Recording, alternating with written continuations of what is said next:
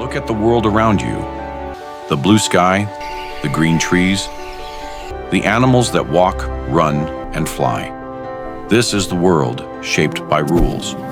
Rules of physics, of biology, of evolution, but descend past the sunlit waves, through the twilit mesopelagic. Keep going into the absolute dark. Here, below 1,000 meters, in what we call the midnight zone, the rules change. Or rather, they are rewritten by crushing pressure, freezing cold, and endless night. This is the deep sea, the largest habitat on Earth. And the creatures that live here aren't just strange versions of what we know. They are solutions to problems so extreme, they seem like impossibilities. Welcome to a world of living light, gelatinous giants, and predators with teeth too big to close their mouths.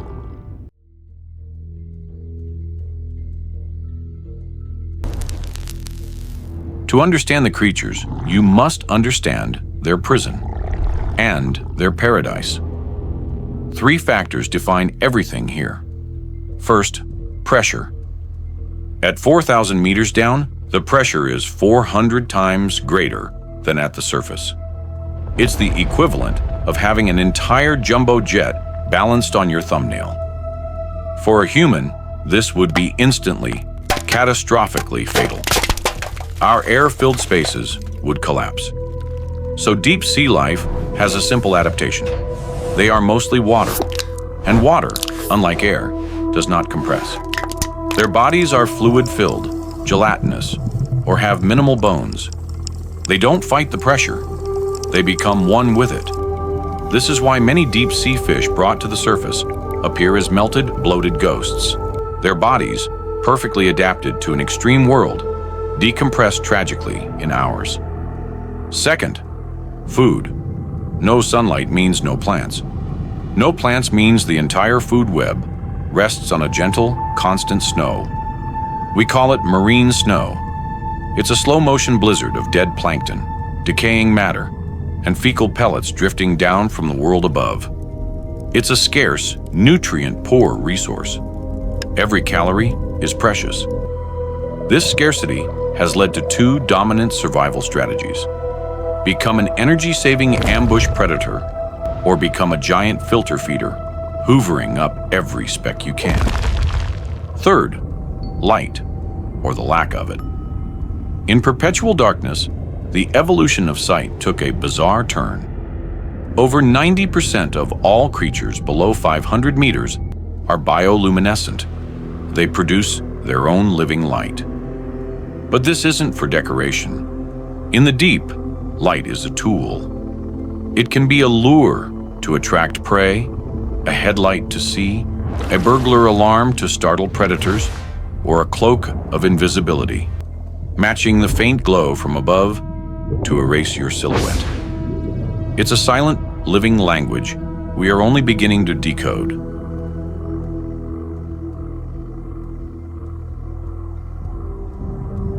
When food is scarce, one solution is to become enormous and eat the snow itself. Meet the true gentle giants of the deep. This might look like a single, alien jellyfish. It is not.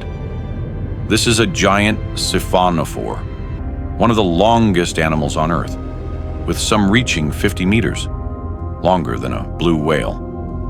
But it's a colony. Thousands of individual specialized organisms called zooids clone themselves and link together to form a single, floating superorganism. Some zooids are for propulsion, some for feeding, some for reproduction, and some are long, stinging tentacles that form a living, deadly curtain in the blackness. It is less an animal and more a floating city with one collective goal: harvest the void. And then there's this creature, with a name from Gothic horror, the vampire squid. Neither a true squid nor an octopus. It's a living fossil. When threatened, it doesn't ink. There's no light to hide it. Instead, it turns itself inside out. It wraps its webbed arms around its body, revealing a cloak lined with fierce-looking spines which are actually soft. But its most beautiful trick is bioluminescence. At the tips of its arms are complex light organs. When agitated, it waves these arms in a chaotic, blinding light showed to disorient predators. It is a relic, surviving by being utterly bizarre.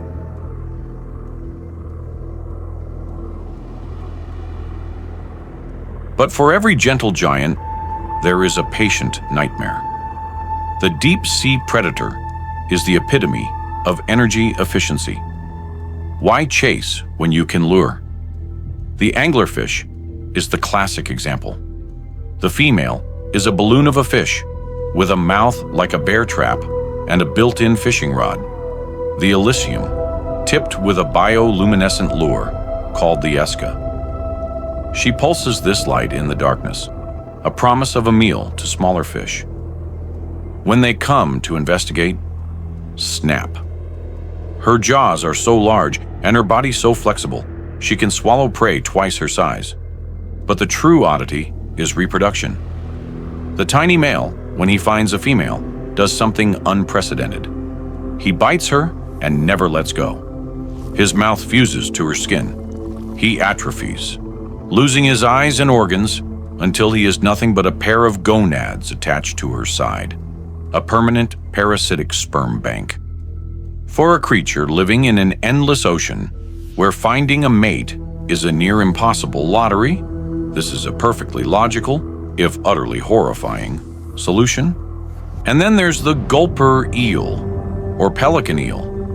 It looks like a living black sock with eyes and a tail tipped with a glowing red bulb. Its secret is its jaw. It possesses a hinged, snake-like jaw that can unhinge to create a mouth vastly larger than its own body, like a pelican's pouch. It swims into a cloud of shrimp or small fish, opens this enormous net, and swallows the entire cloud in one go. It is less a fish and more a biological plankton vacuum.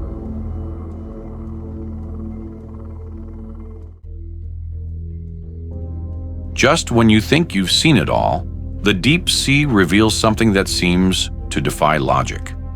Take the barreleye fish. For decades, we only saw dead specimens with collapsed opaque heads. But when ROVs finally saw one alive, we were stunned. Its head is a fluid-filled, transparent dome. Inside, its barrel-shaped eyes are not facing forward, but upward, searching for the silhouettes of prey against the faint light from above. And those two dark spots on its face, those are its olfactory organs, its nostrils. It can rotate its eyes forward to look through its own clear skull when feeding. It is a creature that literally sees the world through a window in its head, and the strangeness goes to a cellular level. In this cold, high-pressure, low-oxygen environment, some creatures experience extreme longevity and negligible senescence. They don't seem to age as we understand it. The Greenland shark may live 500 years. Some sponges are millennia old. For scientists, their cells hold secrets about durability that could rewrite our understanding of biology and medicine.